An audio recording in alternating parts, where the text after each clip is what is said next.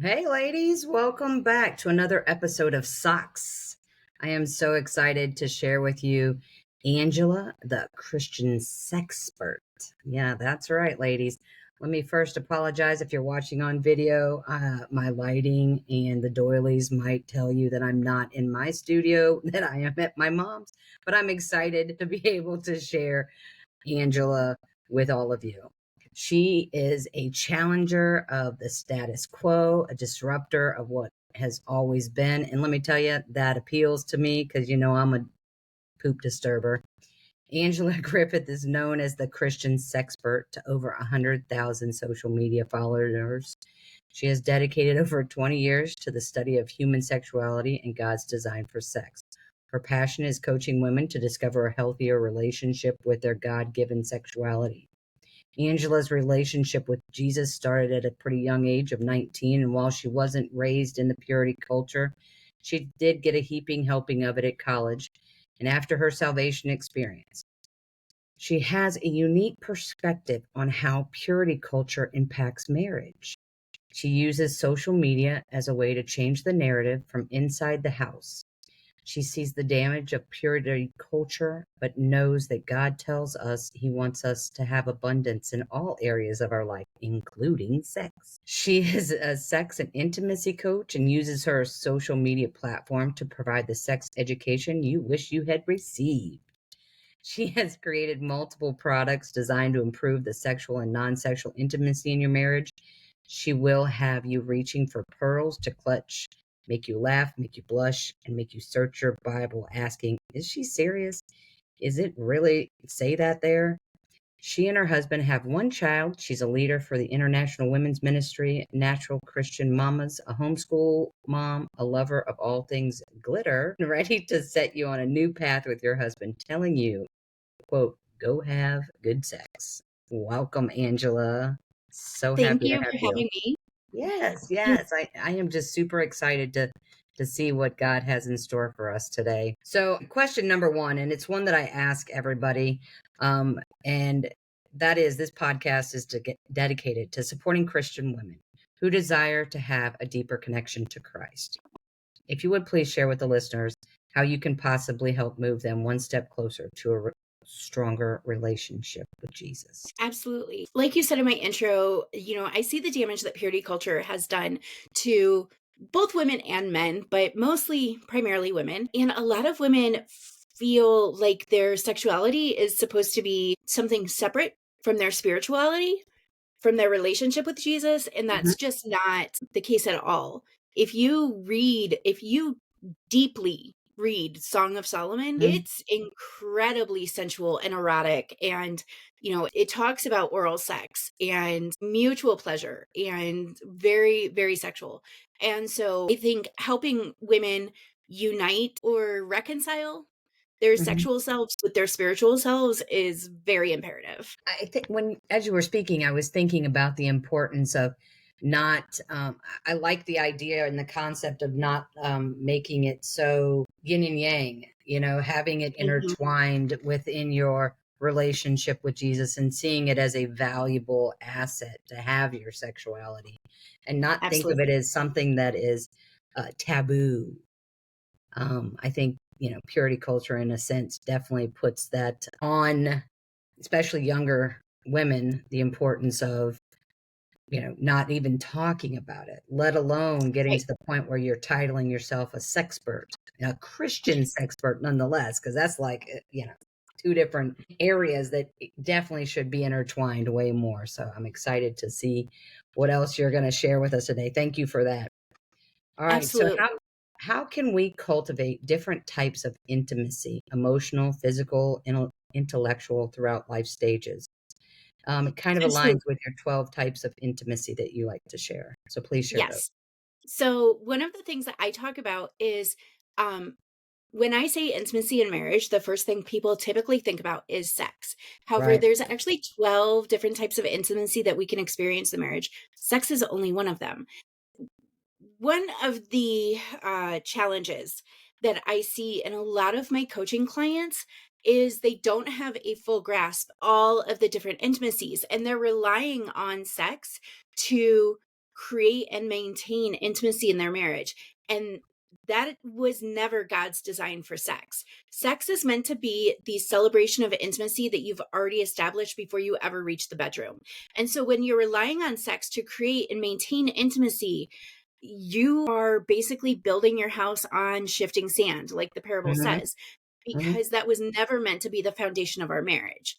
The foundation of our marriage is meant to be the other 11 intimacies, with that 12th of sexual intimacy being the celebration of everything else. It's supposed to be Yeah. the playground of marriage, not where we go to hold the marriage together. And Yes. so focusing on a framework of all of these other intimacies allows people to really cultivate a more firm foundation. So just running through the different forms of intimacy real quick. We have, sorry, my puppy sees an open arm as an invitation. Um, so running through the 12 intimacies, we've got aesthetic, commitment, communication, conflict, creative, crisis, emotional, intellectual, recreational, sexual, spiritual, and work. You can find information on those intimacies on my socials. I have a product called the 31 Days of Intimacy on my website, where I take you deeper in each of those. Hmm. But really focusing on, intentionally working on each of those intimacies will help you build that foundation, and they all sort of work together, right? So if I'm feeling disconnected from my husband, the easiest way for me to feel more connected to him quickly is through recreational intimacy. And recreational intimacy is how you play together, how you have fun together. And in our house, our favorite sort of recreational intimacy is board games. And I don't know how things work in your house, but in my house, a board game is also going to involve conflict and communication intimacies, because I'm going to have to communicate how big of a loser he is. Amen. And that's going to cause some conflict intimacy. And then I'm going to have to use like the emotional intimacy afterwards to make him feel better about losing. That's about So, the kind of games I like to play. yes. And not everybody has that sort of play fighting dynamic in Yeah. their relationship, and that's okay. But my husband and I do. And it's okay to have that play fighting dynamic in your marriage. There's nothing wrong with couples who Right. enjoy a good play fight, Nothing as wrong with long a as you little fresh know, sarcasm every now and then, right? I mean, as long as it's right? done in. Yes, as long as like you guys have that dynamic Yeah. established. And Yeah. so at the end of the night, I'm going to be more ready to hop into bed with him, Sure. because we've experienced 3 or 4 different intimacies during the evening, and Yeah. I'm feeling more connected. I had recently seen one of your reels about you and your husband, and a joke that you have between the two of you, the Frank Sinatra joke. Oh, yes. And I think that that is a really neat way to connect yourself to your spouse, through, you can do little things like that that just motivate the relationship. It doesn't have to be like, I'm a big communicator. For me, I like to just talk. Obviously, why would I be having a podcast if I didn't like to talk? So I I want to talk, talk, talk, talk, talk, but my husband's not a talker. So trying to find, for me, creating intimacy that meets his needs over my needs helps my needs ultimately get met. And one of the things that we have done, we used to do and haven't done in forever, and because of your video, I started doing it again, and he was like, just like almost blown away. We used to write little love notes on the shower glass. While Yes. we're in the shower, I'd write something to him, and then he'd write something back, and we haven't done that in years. And after seeing your video, I did it, and it was very well received. It was really cool, and he thought it was really neat to see that again. It is hard. Marriage is not a one and done type thing. You sign the papers and then it all, is hunky dory. It's a lot of work. Yes. And I have to interject here, because one of my go to bridal shower gifts is bath crayons that you find in the baby That's, bathing section, like that's Target. And people get so confused when they open a package of bath crayons, or when people are like, what should I give for this bridal shower? And I'm like, bath crayons. And people are like, What? I don't get the side eye anymore now that people know I'm the Christian Sexpert. But before I started doing this professionally, people were like, why are you giving little kid bath crayons? And I'm like, the uses for these are endless. Okay. It's soap. It is nothing but colored soap. And so Right. you can easily write sexy messages on the bathroom wall to your spouse, and it's going to wipe off with a washcloth. You don't have to Right. clean it. It's not going to stain the wall, right? You can Right. write messages on the mirror. If you have ADHD like myself, I do some of best thinking in the shower, but then I Me forget by the time too. I get out. So if I keep a bath crayon in there, I can make a list of inspiration on the shower wall and snap a picture with my phone when I get out of the shower, and it Yes. wipes away. And then I encourage couples to get in the shower together, and Mhm. you can create artwork with the bath crayons on your spouse. Right. Yes. So that is it's such a popular idea all the time. And it's right in line with what you and your spouse are already doing. Yeah. So after we finish recording, pop over to Amazon and order yourself some bath crayons and really surprise them. I will do that. That's a great idea. I am always looking for creative ways to impress my husband. And they're cheap, like they are less than $10. That's So genius. it's such a cheap and easy and creative investment in the marriage. I Other than my 6-year-old granddaughter stealing them all the time, I think I will definitely see what I can do with some bath crayons. Thanks for that suggestion, Angela. All right, what are the long-term consequences of growing up in purity culture, and how can we reclaim our sexuality and develop healthy relationships and shake the shame-based restrictions? Oh my gosh. I feel like we need a whole series of podcasts just on that question alone. Yeah. So one of the biggest and most damaging consequences that someone can experience if they were raised in purity culture is, we know that women who were raised in purity culture have twice as likely to experience female sexual dysfunction as someone who was not raised in purity culture. And that often shows up in the form of vaginismus or other sexual dysfunction. Mhm. And so, if you are not familiar, vaginismus is a condition where I feel like at this point you probably should put a trigger warning on the podcast notes, as this is going to get a little explicit, It's but it's okay. important. Yeah. But so, vaginismus is whenever anything potentially enter the vaginal canal, the muscles constrict so painfully, it's excruciating for the woman. And there are some women who cannot even use a tampon or insert their own finger because it closes up so suddenly and painfully. And now, that is a more extreme example of a consequence of purity culture. But I know some women will not wear a tank top, even if it's 115 degrees out, right? Mhm. And they will sweat in like an elbow length shirt because they're terrified of condemning their brother in Christ to hell because he's going to lust after her. Okay, well, first of all, the Bible says to pluck his eyes out, right? And right, but like Yeah.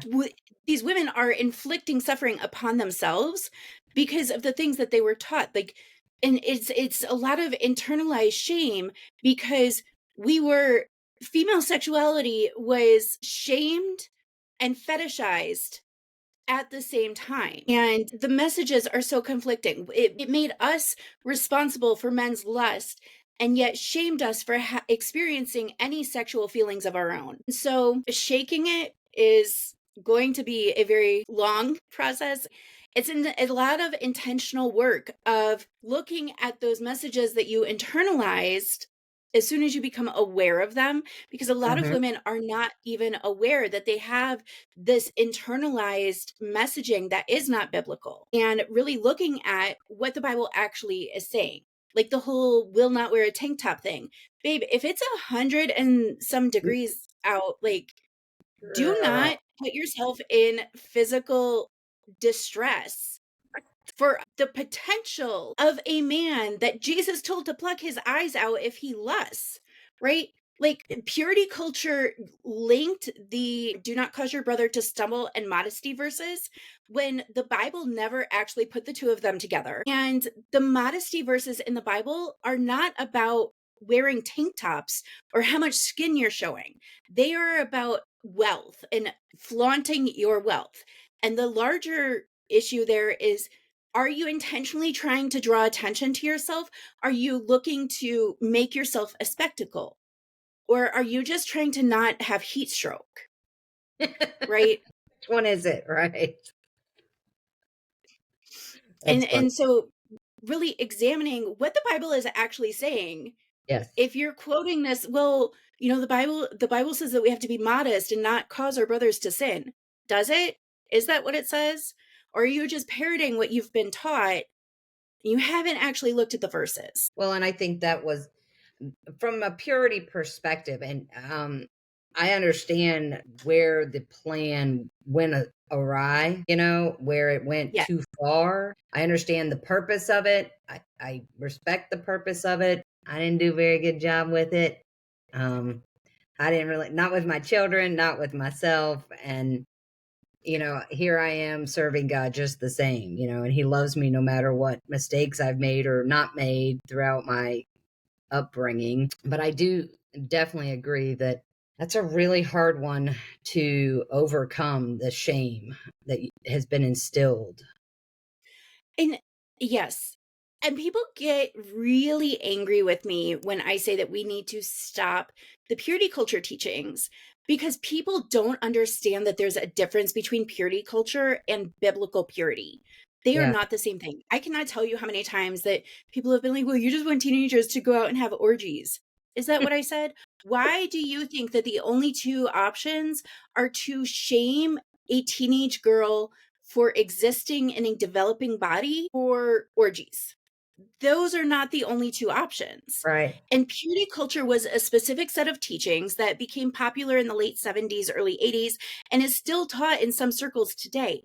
And it was based on high control and coercion and shame techniques in order to control teenagers and young adults' behavior. Hmm. And the goal was a sort of backlash against the free love movement of the 60s, Sure. right?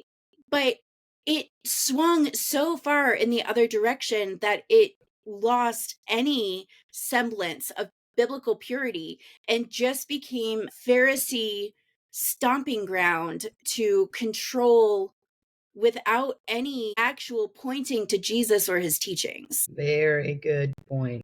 Love it. All right. So, what are some creative ways? This is a good one. We kind of touched on it already, but I definitely want to ask it again because I'm hoping you give me some more. I love creative ways.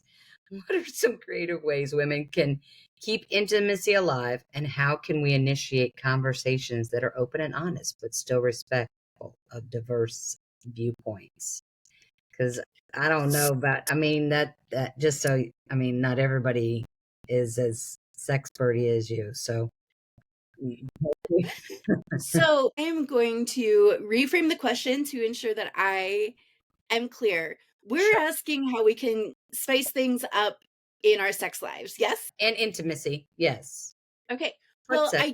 I am very careful to not use intimacy when we're actually like referring to sex, Mhm. because of the, Yeah. there's more than just sexual intimacy. And so if we're talking like intimacy, then we can start talking about things like planning creative date nights at home, where we go to the dollar store and we painting supplies like canvases and paints, and we get on YouTube and turn on a painting tutorial and do a paint night at home, right? So that's intimacy, but Yeah. that's not sexual. Yeah. Maybe at the end of the night it could be sexual, but that's creative intimacy. That's Yeah. aesthetic intimacy. That's Yeah. not sexual intimacy. But usually when I get this sort of question, it's how can we spice things up, you know, in Yeah. our sex lives? I I gotta be usually I really am more of a fan of intimacy than just sex. To me, there is a lot, like you said, there is a lot that leads up to the celebration of sex. And for men, it's just sex, or at least that's what I've grasped. with the time I've been here on earth. They see intimacy and sex as very much the same. So having those Now we're conversations. getting into like very philosophical discussion. So, one of the reasons for that is stereotypically men are socialized to be allowed to express their sexuality and shamed for expressing emotions, whereas women are socialized to be allowed to express their emotions but shamed for expressing their sexuality. And a lot of men have repressed their emotions to a point that they don't know how to express any real emotional vulnerability or intimacy. And so they use sex as a shortcut to feel connected and to feel intimate because they have not been socially conditioned to be allowed to express intimacy or connection any other way. And further compounding the issue is stereotypically women have what is called responsive desire and men have what is called spontaneous desire. Now, I don't do stereotypes, so there are absolutely women with spontaneous desire and men with responsive desire. But spontaneous desire says, yeah, I could have sex, let's go. Sounds fun.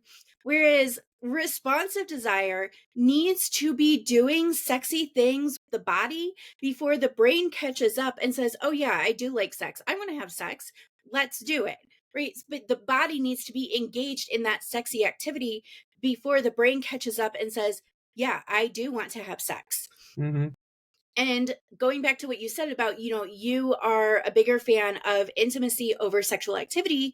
Well, looking at it as a sort of pie chart, there's 11 other forms of Mm-hmm. intimacy, and sex is 1/12 of the pie. Yeah. And so it makes logical sense to me that you would be a bigger fan because there's more to be a fan of than the 112. Now, people accuse me all the time of like, well, you just hate sex. No, Mm-hmm. my name is literally the Christian Sexpert. I love sex. I want you to have good sex. I want you to have lots and lots of orgasms. But we need to define what good sex is. Good sex is mutually pleasurable.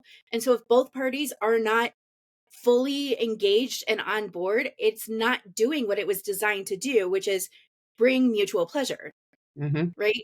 So I have diverted us so far from the question. So let No, me you're doing great. You're doing great. bring it back to the question, which was how can we spice things up in the bedroom? One of the things I suggest that my clients do is start a sex journal. So you're going to go out, you're going to get a pretty journal. Mhm.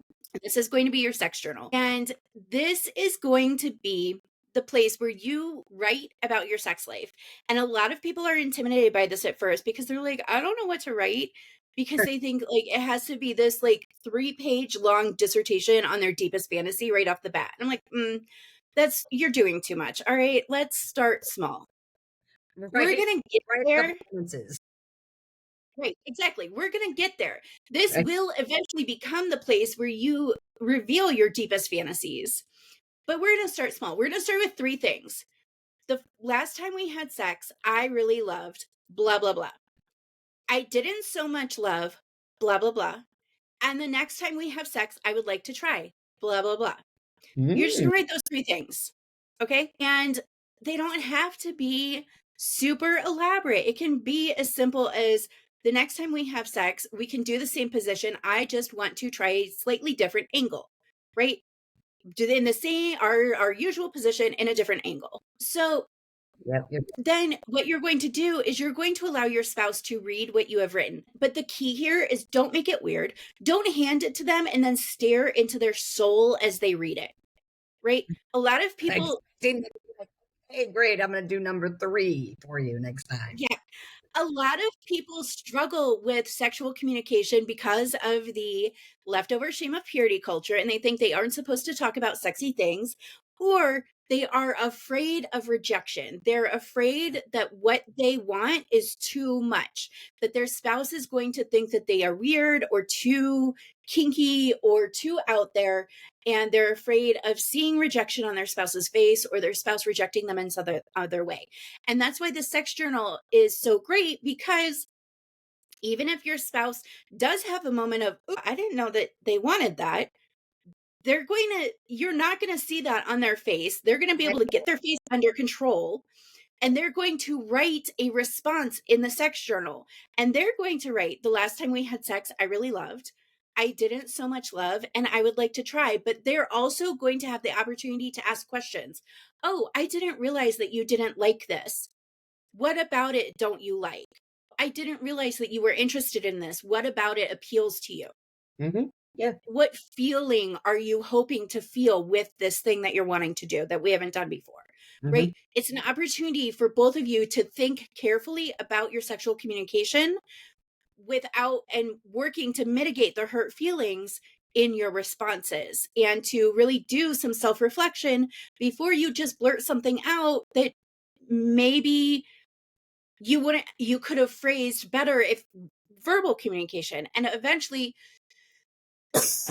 excuse me, eventually the um writing in the journal will make you much more practiced at your communication, and it will be easier to have verbal communication about these things Mm-hmm. because you've practiced writing it so much. Yeah. That's great. I was thinking as you were talking that a really smart place to put the sex journal would be on the back of the toilet. You know what I'm saying? I'm I just, I if use you want that. to go ahead and throw that out there for your next share, you just go ahead and use that, because I genuinely think that we all spend entirely too much time avoiding each other on toilets if it Oh, comes down to it. that's a whole issue.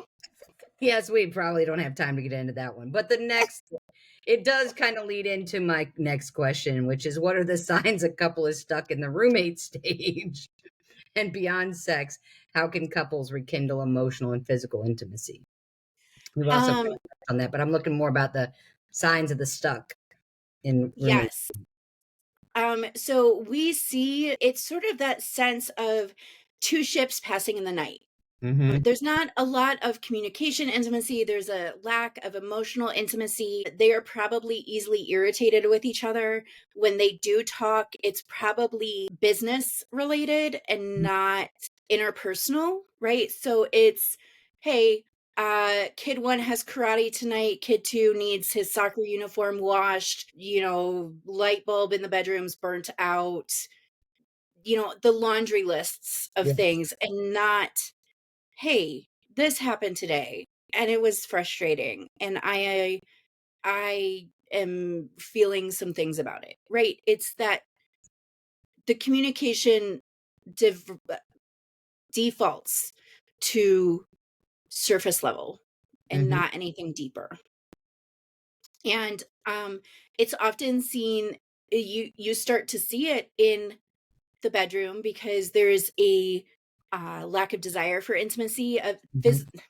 lack of desire for sexual intimacy, or the sexual intimacy is very perfunctory and routine. Mm-hmm. I frame sex as the playground of marriage, and sex has probably become something on the to-do list, a responsibility that needs done and handled as quickly and perfunctorily as possible. Um, and so ways to get out of it, I have a whole course devoted to getting couples out of the roommate stage. It's available on my website. And the other thing is, you need to get real intentional about the 12 types of intimacy. You need to schedule time to be intimate. And I don't just mean sexual. Mm-hmm. I actually don't ever recommend scheduling sex because that's a whole other issue. But scheduling time to, hey, Thursday night, let's listen to this podcast together and then talk about it so we can engage in intellectual intimacy. Let's plan on Sunday to get this cookbook out, and we're gonna make a new recipe together in the kitchen so that we can engage in work intimacy together, and being very intentional about scheduling those moments of intimacy in different ways, because all of the intimacies work together. Because like in my house, work intimacy usually involves conflict intimacy, because like, why, if I'm trying to cook with my husband, why do you need to stand there? Why can you be literally anywhere else in the kitchen right now except for where I need to be? Yeah. to chop this thing, right? He and I don't cook well together, so that's not a work intimacy that we engage with like regularly. But like that's another example of how one intimacy is going to involve another intimacy. And creating those intentional moments will help you move out of that roommate stage. Yes, very cool. Well, I appreciate that immensely. So, last fun question. For those of you new to the podcast, you may not know this, but each episode has their own purchasable socks. So, last fun question, Angela, the Christian sexpert. What verse will be on the bottom of your socks? So I had said Song of Solomon 7:10, which I don't have memorized because my brain. I understand. I have a similar brain. I have a friend who can like just rattle off verses left and right, and I just like look like deer caught in a headlight at her. So I completely understand. Okay, so Song of Solomon 7:10 is I am my beloved's and his desire is towards me. And that's from New King James. Our his desire is for me. Our desire needs to remain for our spouse, right? And sometimes that desire is a conscious choice, and sometimes that desire flows easily. And when we're in that roommate stage is when that desire becomes a more difficult conscious choice versus when we are well connected through the various intimacies, it feels easier for the desire to be for you. Mm-hmm. And so remembering that keeping in the forefront, how is my desire for my spouse helps us keep our focus rather than on like a lot of times we fall into this trap of, well, I don't feel loved. They're not doing this thing that makes me feel loved, right? And what if the focus shifts off of what are they doing for me to how can we invest in the marriage? Mm-hmm. Taking the focus off it. This is absolutely, please do not think that I am any way giving more of the typical rhetoric that we hear in marriage books, especially directed at women, which is like, just submit harder and he'll start loving you, right? That's not at all what I'm saying. It's the marriage that isn't facing these huge like betrayals and things like that, but it's the marriage that is generally pretty good, but you guys have 17 children running around the house, and why will this particular puppy in my arms not poop outside instead of my living room all the time? And, like the car broke literally this I'm just describing my life this week. My car broke down this week. His car broke down this week. Please God, not my car again.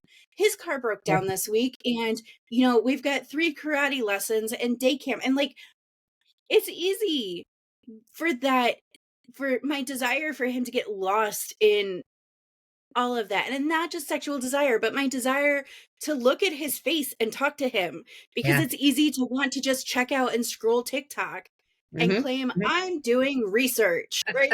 Because like I have to make TikToks, babe. I need to know what to make, right?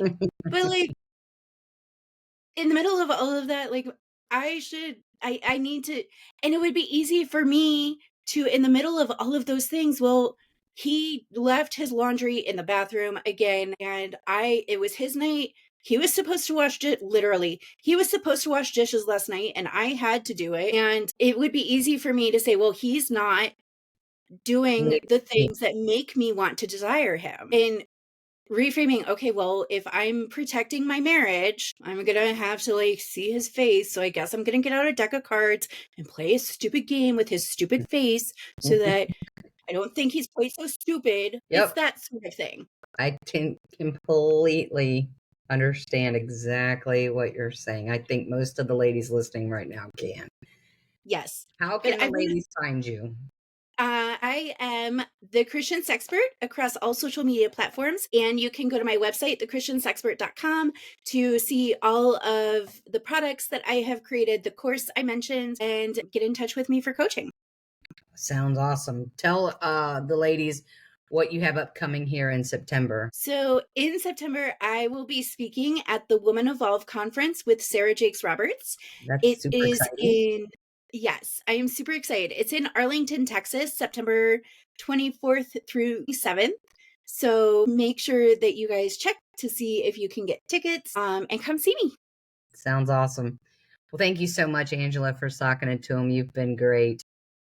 Thank you so much. Yeah, it was a blast.